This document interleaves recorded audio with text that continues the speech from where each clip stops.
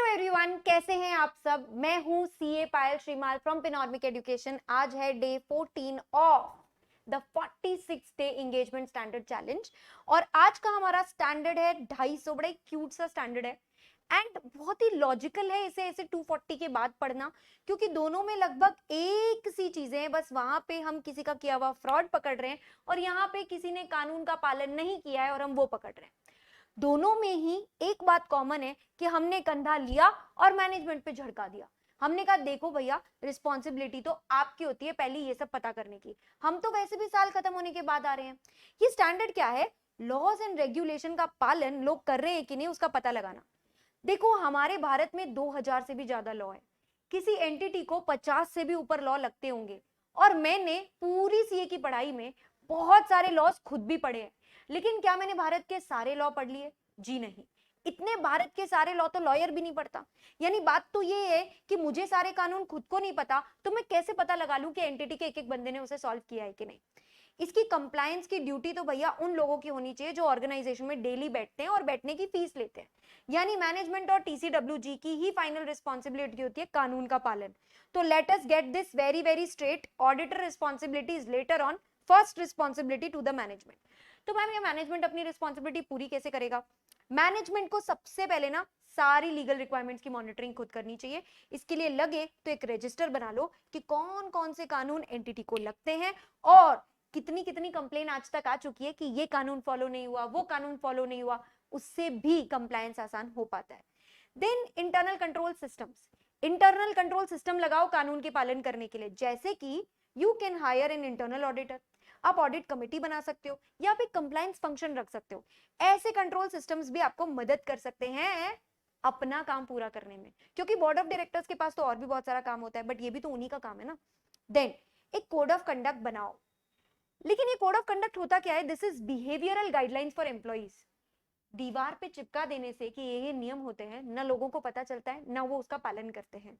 पालन तो तब होता है जब आप एम्प्लॉइज को सिखाओगे, पर सिखाने के बाद भी जरूरी नहीं वो करे। वो करेंगे केवल डर से कि उनके अगेंस्ट एक्शन क्या लिया जाएगा। तो आपको कंप्लायंस को मॉनिटर करना है और डिसिप्लिन करना है उन लोगों को जो इनडिसिप्लिन्ड है, जिन्होंने नॉन कंप्लायंस करी है। लीगल एडवाइजर्स को भी हायर कर लो, they will help you accomplish this goal. But whatever it is, one thing is for sure, CA or a chartered accountant or an auditor is not responsible for the compliance of laws. हम लोग नहीं responsible है prevention और detection के लिए। नोक्लार का full form होता है non compliance of laws and regulation. हम नोक्लार के लिए रिस्पॉन्सिबल कहां? वैसे भी इनहेरेंट लिमिटेशंस है, हम चाह करके भी सारी गड़बड़ी नहीं देख सकते। बहुत सारे लॉ लगते हैं पर ये सारे लॉ एफएस को तो अफेक्ट ही नहीं करते। और याद करें, एज एन ऑडिटर मुझे तो किस लॉ से फर्क पड़ेगा? जिसका अमाउंट एफएस को अफेक्ट करेगा। और इंफॉर्मेशन सिस्टम भी सारे आइटम्स को कहां पकड़ पाता है? कंसील कर लेते हैं। कैसे कंसील कर लेते हैं? देखो, जो नॉन कंप्लायंस करने वाले होते हैं ना, वो खुद ऐसा डिजाइन करते हैं अपने नॉन कंप्लायंस को, मिली भगत, फोर्जरी, मैनेजमेंट का ओवरराइड कर लेना, ये सारी हरकतों के थ्रू वो सामने नहीं आने देते नॉन कंप्लायंस को। कोई एक्ट नॉन कंप्लायंस है कि नहीं है, इसकी भी तो मेन जांच और परख कोर्ट ही कर सकता है। मैं होती कौन हूं ये बताने वाली? तो इन सब बातों को मद्देनजर रखते हुए मेरा तो ये वर्डिक्ट है कि हमारी फुल फ्लेजेड रिस्पॉन्सिबिलिटी नहीं है नॉन कंप्लायंस की। लेकिन एफएस तो चेक करना था। और याद करो बच्चों, कभी कभी इतने बड़े बड़े कानून आते हैं, जैसे कि अगर मैंने टैक्स का लॉ कंप्लाई नहीं किया या फिर मैंने लेबर लॉ कंप्लाई नहीं किया, तो मेरे फाइनेंशियल स्टेटमेंट्स के रियल अकाउंट्स और अमाउंट्स है जो अफेक्ट हो जाएंगे। वो तो मेरी ड्यूटी बनती है ना। तो ये लोग कह रहे हैं सबसे पहले तो तेरी बेसिक रिस्पॉन्सिबिलिटी समझ ले कि तुझे अंडरस्टैंडिंग लेनी है एंटिटी को क्या कानून लगता है और एंटिटी उसे कैसे कंप्लाई कर रही है। ये तो हम understanding the entity and it's environment में भी देख ही लेते हैं। इसके बाद स्पेसिफिक रिस्पॉन्सिबिलिटी तेरी उसी लॉ के रिलेटेड पड़ेगी जिसका डायरेक्ट असर एफएस पर पड़ता है, जैसे कि टैक्स या लेबर लॉ। ये इसके रिलेटेड तो तुझे full and fledged audit evidence लेना पड़ेगा, क्योंकि टैक्स का डायरेक्ट इफेक्ट डीटीए और ये सब पे पड़ता है। लेबर लॉस का direct effect employee benefit expense पर पड़ता है जो एफएस का पार्ट है। तो इधर तो बॉस आपको full on sufficient appropriate audit evidence लेना पड़ेगा। लेकिन if I talk about other laws में देख तू, क्या ये फंडामेंटल है ऑपरेटिंग एस्पेक्ट्स को लेकर? क्या ये मटेरियल इफेक्ट देते भी है एफएस पर? जैसे कि एग्जांपल, चाइल्ड को रखा कंपनी के अंदर, तो डायरेक्टली तो एफएस को नहीं अफेक्ट करता, क्योंकि चाइल्ड लेबर नहीं करवाना है, हमारे देश में बैन है, ये डायरेक्ट एफएस को अफेक्ट नहीं करता। लेकिन तुझे इतनी मोटी पेनल्टी पड़ेगी ना। और एनवायरमेंटल लॉज भी डायरेक्टली एफएस को अफेक्ट नहीं करते, फैक्ट्री लॉज भी डायरेक्टली एफएस को अफेक्ट नहीं करते, लेकिन अगर इनका पालन नहीं हुआ तो इतनी मटेरियल पेनल्टीज लगती है कि कभी कभी गोइंग कंसर्न खत्म हो जाता है। तो इसके लिए 250 ना 570 के साथ एग्जाम में मिलकर बहुत बार आता है, तो दोनों को जरा थोड़ा नजदीक नजदीक पढ़ना। Then limited specific audit procedures करते हैं आप, अगर ऐसे लॉ जो डायरेक्ट इफेक्ट नहीं करते। सफिशिएंट अप्रोप्रिएट ऑडिट एविडेंस नहीं लेना, क्योंकि ऐसे तो जिंदगी में कितने लॉ हो सकते हैं जिसकी पेनल्टी आपको चिपक सकती है।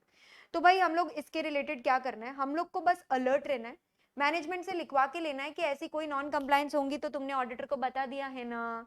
इसके अलावा हम मैनेजमेंट से पूछते रहेंगे और इंस्पेक्ट कर लेंगे किसी भी रेगुलेटर का कोई मेल वेल तो नहीं आया, कोई करस्पॉन्डेंस, वार्तालाप, केस, कोर्ट कचहरी के चक्कर, ये सब पे ध्यान दे लो, अपने आप तुझे पता चल जाएगा। अगर बाई चांस तेरी आंखों के सामने कोई नोक्लार दिखा जो तू श्योर नहीं है, हो सकता है तुझे शक हो, तो भी तुझे उस हरकत को और उस सर्कमस्टांस को दोनों को समझना होगा, क्या उसका एफएस पे असर पड़ रहा है कि नहीं। क्योंकि अगर एफएस पे असर नहीं पड़ रहा है तो बाजू में हटना, मेरे को ऑडिट करने का, मेरे को बहुत काम है। अगर एफएस पे असर पड़ता है, I will discuss it with management, but management थोड़ा शाई टाइप का है, एक्चुअली कोई खुल के थोड़ी बताएगा कि मेरे ऊपर इतने करोड़ का केस चल रहा है, हो सकता है कल हमें एंटिटी पे शटर लगाने पड़ जाए। तो अगर मैनेजमेंट आपको इन्फॉर्मेशन नहीं दे रहा है तो क्या करूं क्या करूं क्या करूं, लीगल एडवाइस ले ले, क्योंकि स्टैंडर्ड की तो कैपेसिटी यहाँ खत्म हो गई है। ऑल्सो स्टैंडर्ड ये बोलता है कि अगर तुझे सबूत ही नहीं मिल रहा तो स्टैंडर्ड को पता है क्या करना है, याद है 705 क्या कहता है, सबूत नहीं मिले तो ज्यादा बड़ी अमाउंट हो तो हाथ खड़े कर दो, हर हर महादेव, लेट अस डिस्क्लेम। अगर ज्यादा बड़ा अमाउंट नहीं है, छोटा सा है, तो क्वालिफाई कर देना क्योंकि सबूत ही नहीं मिला। ऑल्सो बच्चों, अगर बाई चांस नोक्लर है तो तू ये समझ रिस्क तो बढ़ गया ना, और जो रिटन रिप्रेजेंटेशन मैनेजमेंट साहबजादों ने आपको दिया था, अब उस पर विश्वास थोड़ी रहा तुम्हारा, तो उसके हिसाब से भी तुमको अप्रोप्रिएट एक्शन लेना पड़ेगा। अब नगर में ढिंडोरा पीटने का वक्त आ गया है, किसको किसको क्या क्या बताऊं मैं कि कानून का पालन नहीं हुआ है। पहला, टीसीडब्ल्यूजी और मैनेजमेंट को बता दो, अगर इंटेंशनल था तो और फटाफट बता दो। अगर ये लोग ही इन्वॉल्व निकले, मतलब इन्हीं की गलती थी, मतलब इन्होंने कंप्लाई नहीं किया, तो अगले हायर लेवल पे जाओ ना, अगले हायर लेवल पे ऑडिट कमेटी या सुपरवाइजरी बोर्ड होते हैं तो उनको बताओ, मैम अगर ये लोग है ही नहीं तो बेटा फिर स्टैंडर्ड की कैपेसिटी यहाँ खत्म हो गई, उसने कहा लीगल एडवाइस ले लो। मैम इसके अलावा हम लोग ऑडिट रिपोर्ट भी सड़ाते हैं, देख नोक्लार मिल गया और एफएस में नहीं रिफ्लेक्टेड है, मैं आपको पहले ही बता दूं, गोइंग कंसर्न भी खत्म हो जाता है, पर एंटिटी जब उसको दिखा देती है किताबों में तो ऑडिटर को अच्छी लगती है। लॉस मेकिंग कंपनी है, उसने दिखा दिया अपने एफएस में लॉस मेकिंग, तो ऑडिटर को अच्छी रिपोर्ट देनी है। वैसे ही अगर कानून टूटा मगर एंटिटी खुद कबूल कर रही है अपने एफएस में, तो आप अच्छी रिपोर्ट दोगे ना। आप गंदी रिपोर्ट कब दोगे, जब कानून टूटा है मगर एफएस में छुपा लिया गया है और ये बात आपको दिख गई है, तब आप क्वालिफाइड या एडवर्स दोगे, डिपेंडिंग अपॉन परवेसिव है कि नहीं। लिमिटेशन लग गई है आपके ऊपर तो मतलब सबूत नहीं मिल पाएगा, ये लिमिटेशन या तो मैनेजमेंट ने लगाई है या हालातों ने लगाई है। देखिए कंक्लूजन दोनों में सेम होता है, क्वालिफाइड या एडवर्स बोलने का तरीका अलग हो जाता है, कि मैनेजमेंट ने किया है तो पक्का क्वालिफाइड एडवर्स कर दे, और अगर हालातों ने लगाई है तो देख ले ओपिनियन पे क्या कर पाएगा, पर करना तो अल्टीमेटली यही पड़ेगा ना आपको। देन इसके अलावा कानून टूटने पर भी हमें कुछ रेगुलेटरी अथॉरिटीज को भी बताना पड़ता है, जैसे कि SEBI, central government and what not, इन लोगों को भी आप इन्फॉर्म करें कि भाई ऐसा ऐसा कानून इनकी नाक के नीचे टूटा है। इसके अलावा आइडेंटिफाइड नोक्लार और मैनेजमेंट टीसीडब्ल्यूजी से जो डिस्कशन हुआ उसके रिजल्ट को हम लोग डॉक्यूमेंट करते हैं। अब एक आंसर और है जो वैसे तो आप लोग की मॉड्यूल में कवर्ड नहीं है लेकिन एग्जाम में काफी बार पूछा जाता है, इंडिकेटर्स ऑफ नॉन कंप्लायंस। कैसे मुझे पता चले कि नॉन कंप्लायंस हो चुका हो सकता है इस एंटिटी द्वारा। देखो जैसे ही आप किसी को न्यूज चैनल पे देखते हो उस पर भयंकर इल्जाम लगा रहे हैं, तो बेटा यही समझ लेना कि धुआं वहीं उठता है जहां जरूर आग या चिंगारी लगी है। तो एडवर्स मीडिया कमेंट एक बहुत बड़ा हिंट है। इसके अलावा पेनल्टी लग रही है, यार फ्री में कौन फाइन भर रहा होगा, कुछ गलत किया होगा तभी किया होगा।